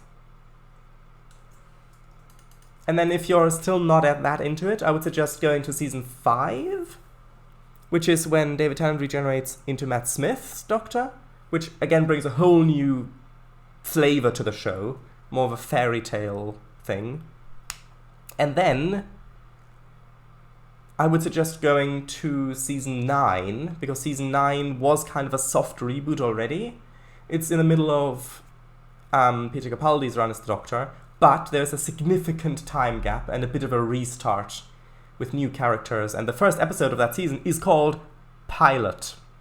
So, I mean, you might as well start with that if you want to. But, yeah, that's my recommendation if you were so inclined. Which you may not be, because it is a bit of a time investment. And if you're not that into it, then, yeah.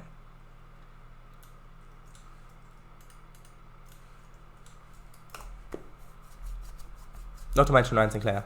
Oh, you did mention him. Yeah, true, they wasted potential big time. The Timeless Child thing was just the rotten cherry on top, sadly. Well, yes, with what we know now. I mean, for all I know, in the next season, it could be that it's just the Master lied, and that's it. But from what we know now, I would say, yeah. What's wrong? One moment. Hugely destructive rotten cherry on top of the largely great cake that had a largely moldy cream to put. Such a strange analogy. But this largely cream also had some nice sweet spots. Largely moldy cream, in my opinion. Timeless Child. Good statement, yes. The War Doctor is still my favorite. Really, only one complete episode, but he was the Doctor when it was hardest to be the Doctor. He was the Doctor when it was impossible to get it right, as some might say. Yes, John Hurt. I really liked that version as well. I really liked that episode. It was the 50th anniversary special. That was really good. Plus they had a thing that goes ding. And plus that also built on the canon. It introduced a creature from the classical series, which were the Zygons. And it built on that, then at the end of the episode, living on Earth, disguised as humans. I feel like I know a little about that. What do you mean, the Timeless Child? Yes. Well, the Timeless Child basically took all of pre-established Doctor Who canon, shredded it, put it in the bin, set it on fire, while also destroying any potential for tension in the future. Because basically in the Timeless Child, it was discovered that the Doctor is okay, I'm going to do this very, very short. Basically, the character of the Doctor was always a bit of a rogue character. The character who almost failed the academy, who was a dropout, and who decided, okay, I'm going to steal a TARDIS and run away, exploring the universe, helping out where I can. And the Doctor was this hero because of his decisions, because of who the Doctor was, of what he did and decided to do. That's what made the character great and important. Now, in The Timeless Children, it was revealed that the Doctor was not special because of what she did, but rather because she was an alien from another dimension who was special by birthright, basically. She was not only,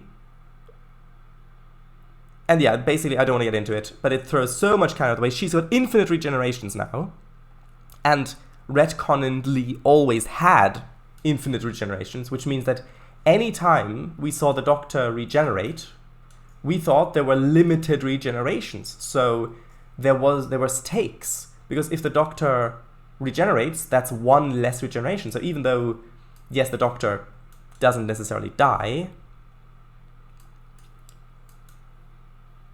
there was tension there, because we knew there was a limited amount.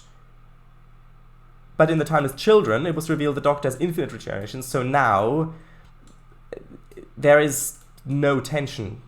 If that is kept as canon, then any time the Doctor's life is in danger, there is no tension, because we know the Doctor can regenerate an infinite amount of times. If there's a thing where it's like, oh no, there's a bomb down there, and it's gonna explode, someone has to sacrifice themselves to save the day. Well, the Doctor can just go down there, and if the Doctor dies, that's not a problem, because the Doctor will regenerate anyway an infinite amount of times. So you see, tension is just gone. And retroactively as well. And the thing is that it was pointless, because the Doctor had been given an undefined amount more regenerations. So they already effectively had infinite regenerations, because we didn't know how many the Doctor had. But apparently that wasn't enough. So that's what's wrong with the Timeless Children, or the Timeless Child, rather. Yes. It basically changes the Doctor from you can be a hero, anyone can be a hero because you are what you decide to be, and changes it to you are a hero by birthright. You're special because you were born special, which is the opposite of it. So, anyway. Right. John Hurt really knocked it out of the park with his performance. Yes! The thing is that John Hurt was a really big Doctor Who fan, and when he found out that there was a chance of him playing the Doctor, he was really, really excited. And you can tell that he gave it his all with that performance. I really, really like that as well. Right. You know, Shred Eyes, it's good you don't use Twitter. That place is cancel? What do you mean, that place is cancel? That's fine. I don't know what that was referring to anymore, sorry. Oh, that's true. Well, I think finding out that the Doctor is pretty much completely immortal means that every time the Doctor was actually seriously close to dying in the past, we now know that he would have never really died, yes. You hopefully won't end up like my friend Mr. Hughes. I have no idea who that is, and judging by what you said, I hope that I don't. Also, the thing is, with that though, I'll just give a tiny example of how it messes with continuity. No, don't run away. No, don't run away. It'll only take a moment.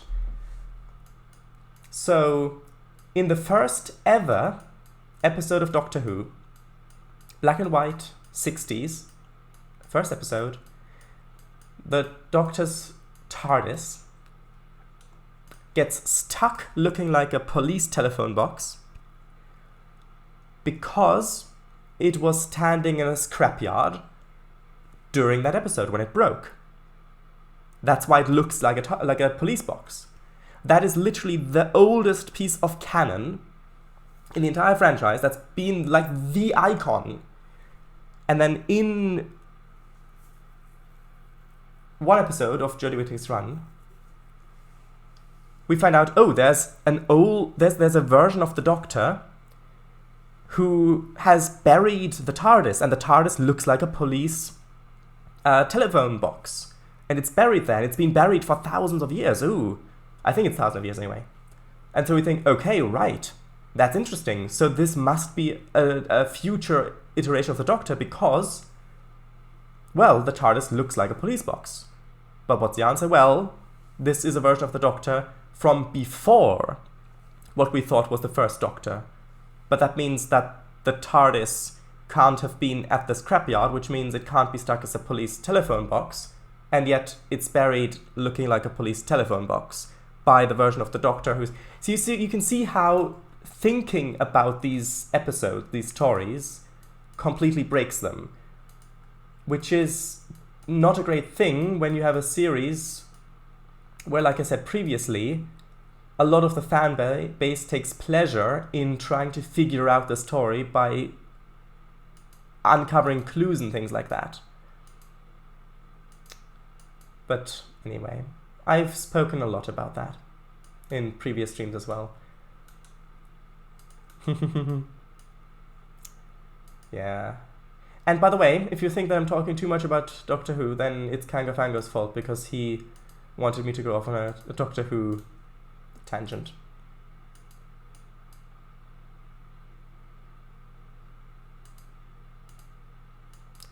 Right, I'm just making a few hills over here. I'm not sure if they're alive with the sound of music or not. They might be. Who knows?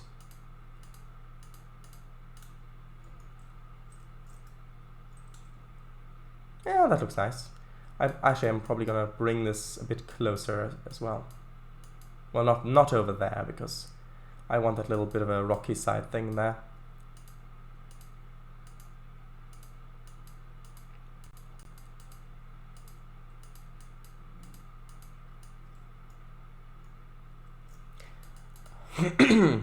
Right. So, let's see.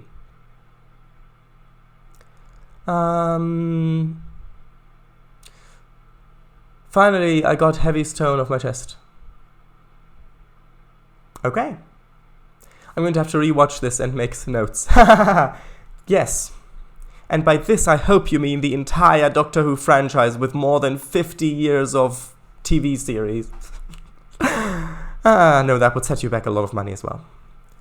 By the way, I'm surprised you're still here, Vijay. Didn't you want to go a couple of times?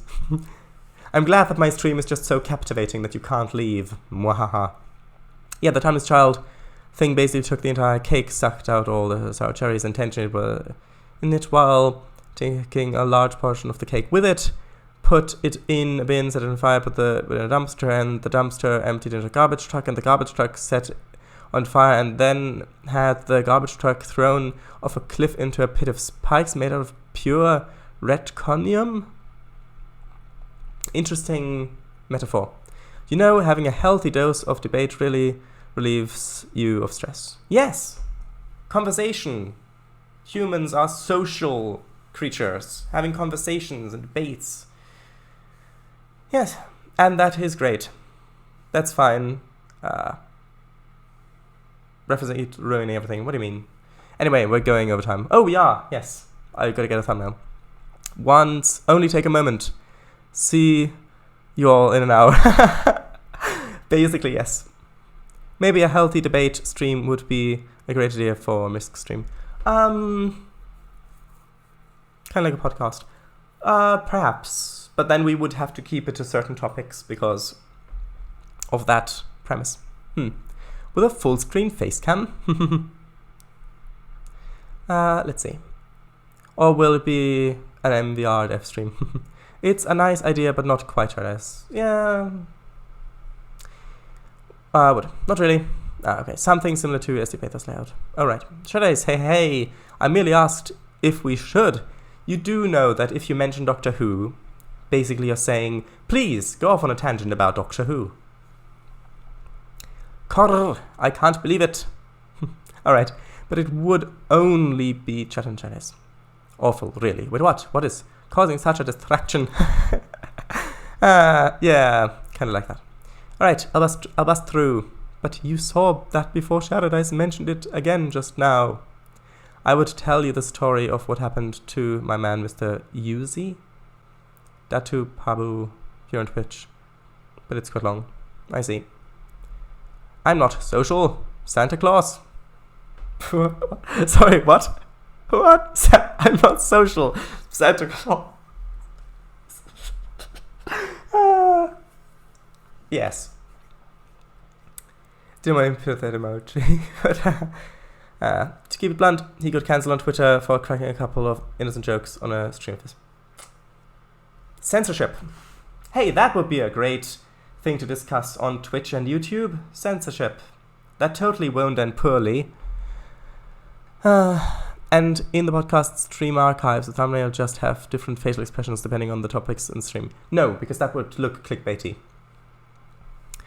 He then deleted his account and announced when he goes live on his Facebook group. I didn't enter Santa. Hey, I'm not a social Santa Claus. Well, I apparently did. But! Exclamation mark, exclamation mark. Exclamation mark. Now for a thumbnail.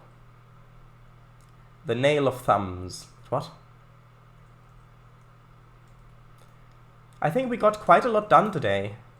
But not anything that would particularly look... Oh, that might look good on a thumbnail. Yeah, sure, that'll do. I'll need to place a tree so that it hopefully doesn't crash.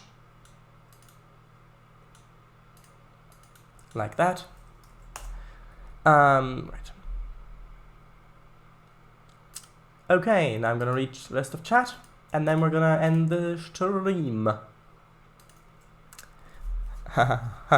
As for him, go follow him. He has Hokai Genshin Impact content as well as some other Misk games. Well, I can't promote him because I don't know if I agree with his stuff in any case. But you're welcome to have a look at his stuff if you want to. I just can't endorse it, unfortunately.